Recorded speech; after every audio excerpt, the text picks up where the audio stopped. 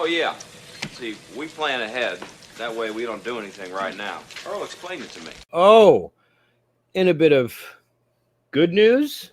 Uh-oh. And yet, yes, there's an upward inflection there. Upward inflection. Lord of the Rings is returning with Gollum. And we do have Peter Jackson writing this film. And this is going to be Gollum's prequel story. Is this correct? Of some sort. I'm not terribly familiar with the books, but from what I understand, this is kind of pulling off of like a couple chapters from another book where they talk about where Aragorn has to try and track down Gollum.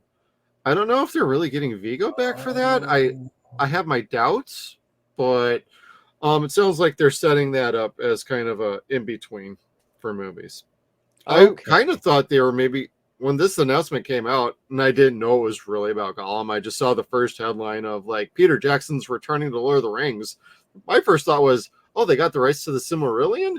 That's pretty dope, because I kind of did, when the first trilogy came out, I was told, man, if they do the Silmarillion or the Hobbit, that'd be so dope. And I kept hearing that from like the big Lord of the Rings fans. And so I kind of did my homework after the movies came out, and in between the movies, like, oh, what's the Silmarillion cover? What's the Hobbit cover? Hobbit sounded kind of kiddie. I mean, it pretty much is, but the Silmarillion kind of caught my interest, but like, that's like bogged down in like some weird legal rights, and I don't think anybody really knows where the rights are. If they do, they're not, it's not very clear. So, but hey, Andy Serkis is back directing, and Jackson is writing and producing. As long as Peter's not like actually doing all the directing duties, I think that'll keep his stress level down, and I think that'll be a benefit to the writing. And he wouldn't just come back just for a blank paycheck. He's coming back because something is in the script idea that he's got that really works for him and his writing crew and production company. And if this brings Weta back for visual effects, I am all for it. They're a fantastic visual effects company out of Australia, and I think they're awesome. So I see this as a win-win. I just hope the movie ends up being good. But I totally believe in Andy Serkis as a director. I believe in him as an actor, because especially if this is a hunt for him, I'm just kind of curious about casting. And as long as this is just like one movie and not like a trilogy, I think we'll be okay. It just kind of depends on what we're going to get after this, as long as this is Oh gosh, yeah, right. Because the Hobbit being turned into a trilogy, I know like book aficionados of Lord of the Rings were just screaming like, this should only be one fucking movie. Should only be one fucking movie. Yeah. After watching all three movies as a fan, it's like, this probably should have just been like two movies. Because I never read the books and I never will. Sorry, not sorry.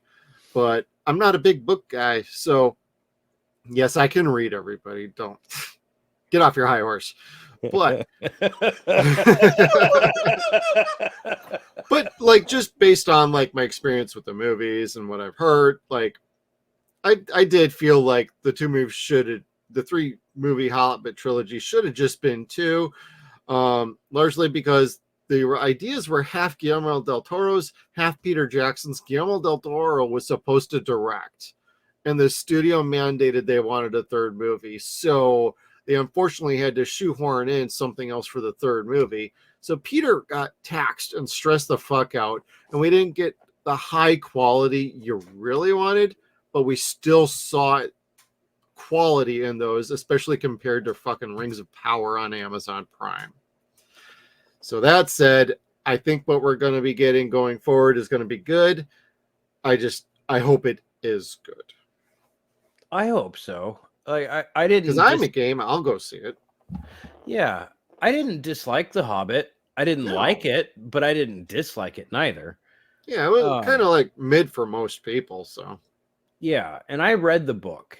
So I read the book, I want to say, before seeing the Lord of the Rings movies. Okay. But before reading the actual Lord of the Rings book itself, because I had no plan to actually go back and watch the cartoon, but I did want to know what the hell they were talking about in the movies that I was watching at the time. I don't know. I don't know. I like Gollum. I like Andy Serkis as a character. Oh yeah. I want to say I have that faith in him as a director too, but golly, the last thing I really recall seeing of his was Venom 2.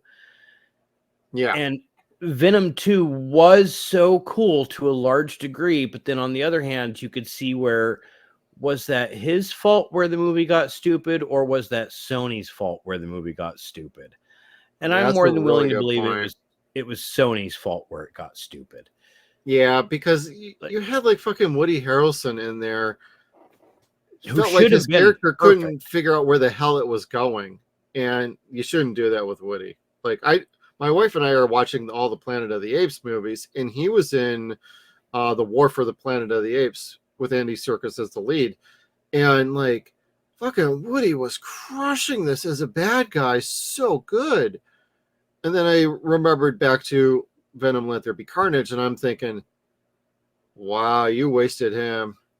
I mean, and I like the movie, but I'll freely Yeah. admit, like, yo, you guys wasted Woody fucking Harrelson in this movie. His character acted different than when he did in the first 5 seconds that he had Yeah, the in the post credit. Easter egg. Yeah, He was a completely different character, and it just didn't work because if you've read the comic books, it wasn't Cletus Cassidy per se. right. It was very different. Yeah, And I liked the crazy that Woody could do.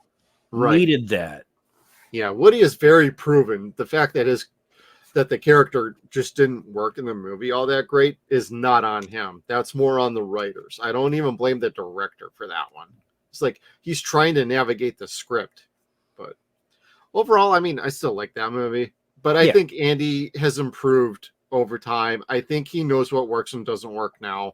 I think this will work out for the benefit of Lord of the Rings. So